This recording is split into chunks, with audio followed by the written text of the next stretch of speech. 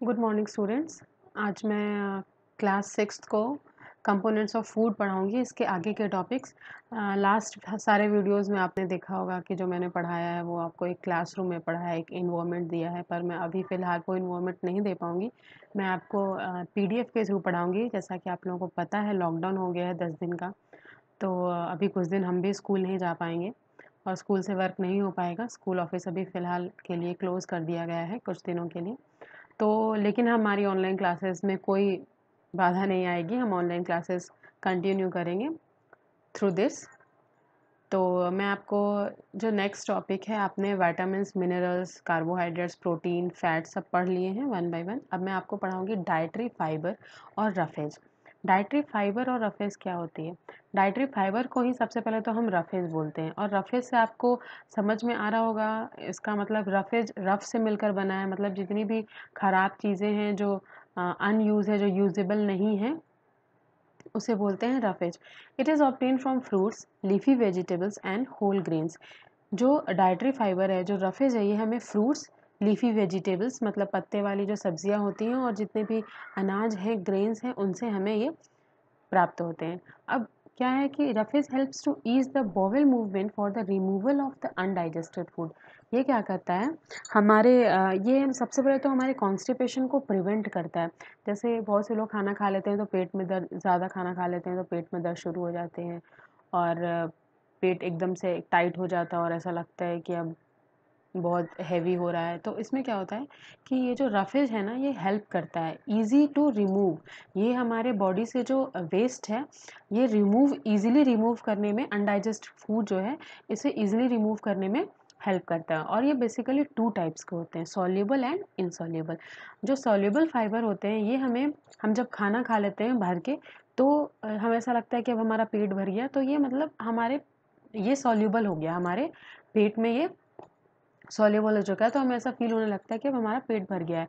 और ये ज़्यादातर प्लांट फूड में ही पाए जाते हैं। जैसे जो भी वेजिटेरियन चीज़ जो होती है, जो जिस प्लांट से हमें फूड मिलता है, तो उसमें ये सॉल्युबल फाइबर ज़्यादा पाए जाते हैं। और जो सॉल्युबल फूड जैसे कि पीज़ हो गया, सोयाबीन हो गया, oats, berries, Apple, orange, cucumber, ये सब जब आप खाएंगे ना, तो आपको ऐसा लगेगा पेट भी भर गया, और ओवर नहीं लगता है, ओवर वेट आप अपने आप को फील नहीं करते हैं और बहुत अच्छा फील करते हैं।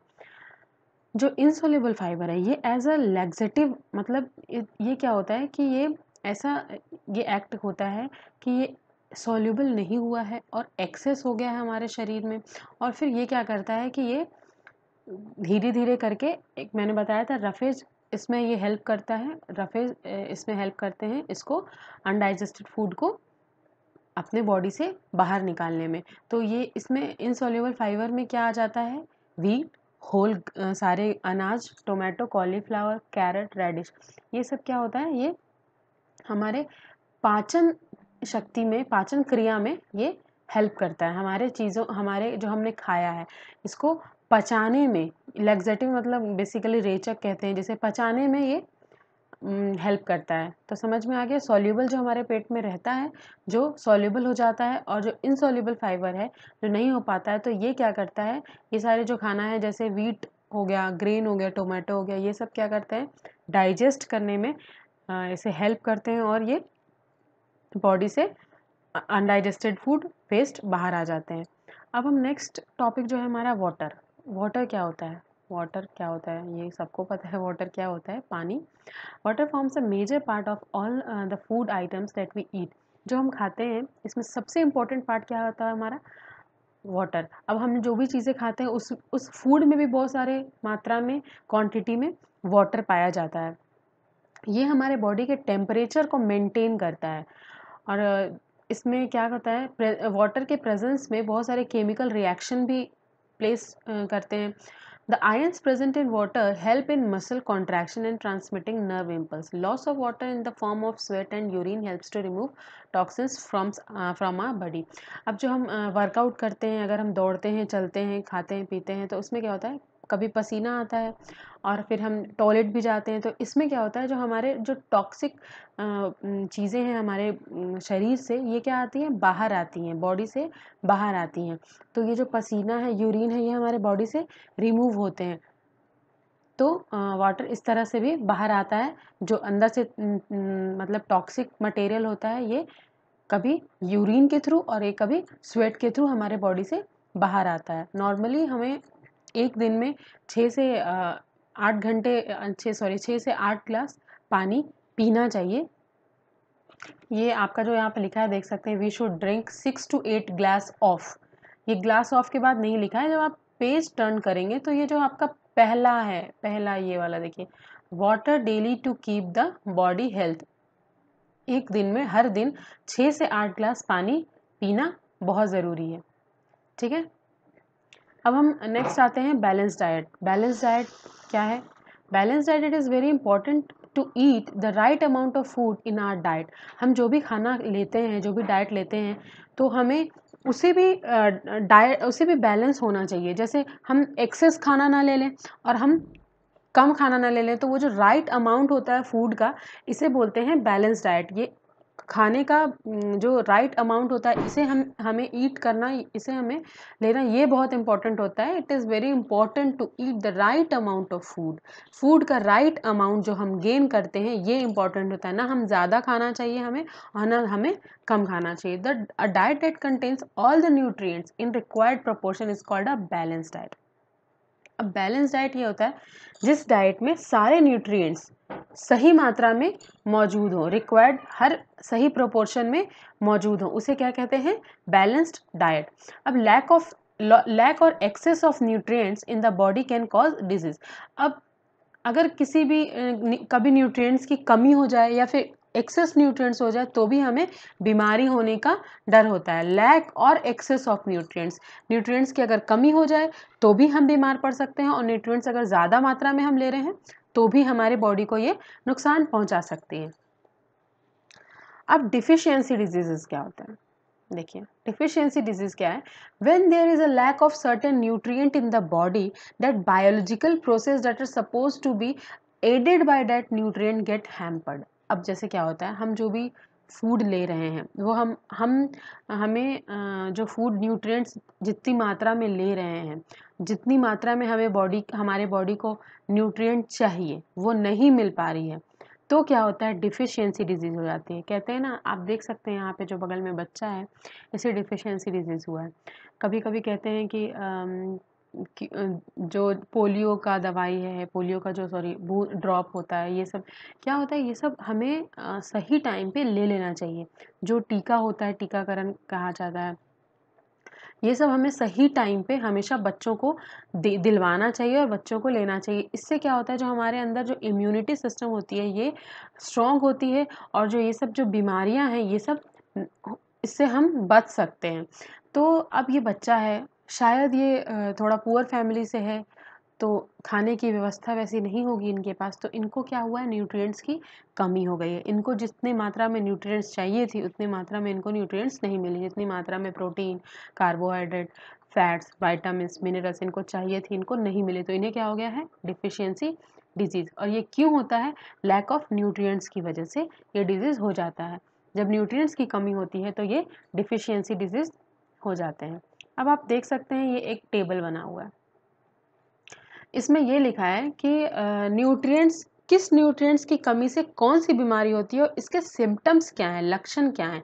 जैसे प्रोटीन की कमी अगर 1 से 5 साल के बच्चे के बीच में, 1 से 5 साल के बीच के बच्चों के अंदर आ जाती है प्रोटीन की कमी, तो उसे क्या हो जाता है? क्वाशियोरकर, ये एक बीमारी का नाम है, डिजीज का नाम है। इसमें सिम्टम्स क्या होते हैं? पेट फूलना शुरू हो जाता है, लिम्स पतले हो जाते हैं, उनकी आंतें दिखने लगती हैं, उनकी छाती दिखने लगती है, स्किन में दरार आ जाते हैं, जो बाल हैं उसके भी कलर थोड़े से डिस्कलर हो जाते हैं। ठीक है, अब विटामिन ए की कमी से क्या होता है? नाइट ब्लाइंडनेस होता है। रात में जिनको कम दिखता है उन्हें नाइट ब्लाइंडनेस हो जाता है, उसे नाइट ब्लाइंडनेस बीमारी कहते हैं। और इसमें क्या होता है, अगर हमें रात में कम दिखता है और अगर लाइट कम है तो भी हमें अच्छे से दिख नहीं पाता है। विटामिन B1 की कमी से क्या होता है? बेरी हो जाती है, इसमें वीकनेस, मसल्स में हमेशा दर्द होता रहता है। विटामिन C की कमी से स्कर्वी हो जाती है। इसमें हमारे जो गम्स हैं, जो दांते के ऊपर गम्स हैं, जो मसूड़े हैं, इसमें यहाँ पे क्या होते हैं? ब्लीड होना शुरू हो जाता है और हमारे जो टीथ है वो टूटने से लगते हैं। तो विटामिन C की कमी से क्या होता है? स्कर्वी। विटामिन डी की कमी से क्या होता है, रिकेट्स। रिकेट्स क्या होता है, जो हमारे बोन्स हैं वो सॉफ्ट होने लगते हैं, वो मतलब बोन्स तो हमेशा स्ट्रांग होते हैं ना, ये लूज होने लगते हैं और सॉफ्ट होने लगते हैं और बेंड से होने लगते हैं। कैल्शियम की कमी से क्या होता है, हाइपोकैल्सीमिया, ये हमारे दांत को सड़ा देते हैं और हड्डियों को भी गलाने लगते हैं। तो कैल्शियम, इसलिए हम लोग बोलते हैं ना कैल्शियम खाओ हड्डी मजबूत होगी, दांत मजबूत होगा। आयोडीन की कमी से क्या होता है, गॉइटर। गॉइटर क्या होता है, बेसिकली यहाँ नेक, गर्दन में होता है, नेक यहाँ पे फूल जाता है। यहाँ पे आप देखते होंगे एक रेक्टेंगल या स्क्वायर सा बना हुआ कुछ ऐसा पट्टी सा आता है, यहाँ पे लोग उसको चिपका देते हैं, तो ये बीमारी हो जाती है। आयरन की कमी से अनीमिया हो जाता है। फ्लोरीन की कमी से हमारे जो दांत हैं वो सड़ने लगते हैं। अब यहाँ तक आपने पढ़ लिया। जो नेक्स्ट टॉपिक है, एक्सेसिव इनटेक ऑफ न्यूट्रिएंट्स। अब हम लैक ऑफ न्यूट्रिएंट्स तो पढ़ लिए, उससे क्या होता है, डिफिशियंसी डिजीज होता है। लेकिन अब हम जब न्यूट्रिएंट्स ज़्यादा मात्रा में लेने लगते हैं तो क्या होता है, व्हेन द एनर्जी रिलीज, जब हम बहुत ज़्यादा खाना खाने लगते हैं तो क्या होता है, एनर्जी रिलीज होती है फूड से, जो कि ज़्यादा यूटिलाइज नहीं हो पाती है और वो फैट बनकर हमारे बॉडी में जमा हो जाती है। अब जैसे देखो ये बच्चा जो बगल में खाया जा रहा है, इतनी सारी चीज़ें लेकर बैठा और खाया जा रहा है, और क्या कर रहा है, बैठा, इसके बाद ये चलेंगे नहीं, ये फिरेंगे नहीं, और ये टीवी ऑन करके बैठ जाएंगे, तो क्या होगा, फैट बॉडी के कोने में जाकर जमा हो जाती है और वो लेयर बना लेती है। तो इससे क्या होता है, वेट पुट ऑन हो जाता है और वेट गेन हो जाता है, मतलब वेट बढ़ जाता है। तो इससे कौन सी बीमारी हो जाती है, ऑब्जाइटी हो जाती है। ऑब्जाइटी क्या होता है, ये हेल्थ प्रॉब्लम में कन्वर्ट होकर हमें डायबिटीज़ हो सकती है, उससे ब्लड प्रेशर हाई हो सकता है, और जो हार्ट की से रिलेटेड प्रॉब्लम्स फिर आने लगती हैं। ठीक है, ये आपका पूरा कंपोनेंट्स ऑफ फूड कंप्लीट हो गया है, समाप्त हो गया है। अब हम आते हैं लेट्स डू में। अब हम यहाँ देखते हैं, लेट्स डू करते हैं MCQs. Tick the correct option, आप सोच कर रखना। Which food item is rich in carbohydrate. Carbohydrate सबसे ज़्यादा किस में पाया जाता है, बटर में, नहीं, पोटैटो में, यस, ठीक है, इसका आंसर क्या होगा, पोटैटो।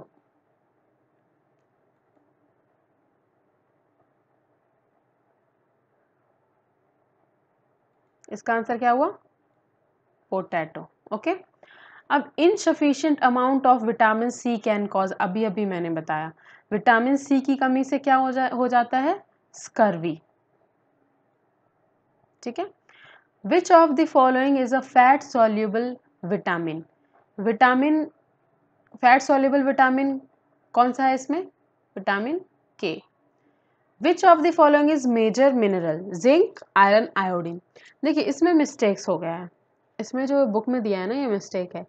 जो मेजर मिनरल है वो ना तो जिंक है, ना आयरन है, ना आयोडीन है, ये तीनों जो ऑप्शन है ना ये ट्रेस मिनरल के दिए हुए हैं। तो आप ये क्वेश्चन छोड़ दीजिएगा और आगे बढ़िएगा, ये क्वेश्चन नहीं पढ़ेंगे, ठीक है, क्योंकि इसके ऑप्शन गलत दिए हुए हैं। Deficiency of proteins causes, protein की कमी से क्या होता है, क्वाशियरकर, मैंने अभी आपको बताया था, ये आप देख लीजिए, ठीक है, ये आप नोट कर लीजिएगा, ये आपको कॉपी में करना है। अब हम आते हैं next, fill in the blanks. अब आयरन इज अ, कौन सा मिनरल है आयरन, बताइए, मेजर मिनरल है या ट्रेस मिनरल है, ठीक है, समझ में आ गया, आयरन क्या है, trace mineral. Vitamin D, vitamin D कहाँ से पाया जाता है, कौन कौन सी चीज़ों से, फिश और एग से, फिश एंड एग से विटामिन डी पाया जाता है। नट्स कौन से विटामिन में ज़्यादा रहता है, बताइए, नट्स जो है वो कौन से विटामिन में ज़्यादा पाया जाता है, विटामिन ई में। Okay, night blindness is caused by a lack of vitamin. Night blindness किस विटामिन की कमी की वजह से हो जाती है, ए, ठीक है, vitamin A. A person who lakhs vitamin D suffer from rickets. Vitamin D की कमी जब हो जाती है तो पर्सन को कौन सी बीमारी हो जाती है, रिकेट्स, ठीक है। ये आपका फिल इन द ब्लैंक्स हो गया, आप ये नोट डाउन कर सकते हैं। ठीक है, मैं इसे रब कर रही हूँ। अब हम आगे की तरफ बढ़ते हैं। True false, carbohydrates have more energy than fats. Carbohydrates में फैट से ज़्यादा एनर्जी होती है? नहीं, फैट्स में कार्बोहाइड्रेट से ज़्यादा एनर्जी होती है। तो यहाँ क्या होगा? फॉल्स। इसे मैं थोड़ा आप कंसिडर करना, इसको ऐसे लिख रहे हैं हम लोग। हाँ, अब है there are no fat soluble vitamin. क्या फैट सोल्यूबल विटामिन नहीं होते हैं? ये भी फॉल्स है, फैट सोल्यूबल होते हैं और वाटर सोल्यूबल भी होते हैं। ठीक है, तो ये भी होगा false. A balance diet consist of all nutrients in the right amount. Balance diet सारे न्यूट्रिएंट्स को राइट अमाउंट में कंसिस्ट करता है, तो ये क्या हुआ? True. Roughage help in bowel movement and prevents constipation. बिल्कुल सही, ये क्या हुआ? True. Calcium makes our bone strong, ये भी ट्रू। अब आपका ट्रू फॉल्स भी हो गया। ठीक है, ये अब आपका चैप्टर कंप्लीट हो गया। आप चैप्टर के जो क्वेश्चन आंसर हैं, what are the different type of nutrients and their source, ये सारे जो 1 to 5 क्वेश्चन है, ये आपको खुद से करना है। आज के वीडियोज़ में हम इतना ही देखते हैं। Thank you.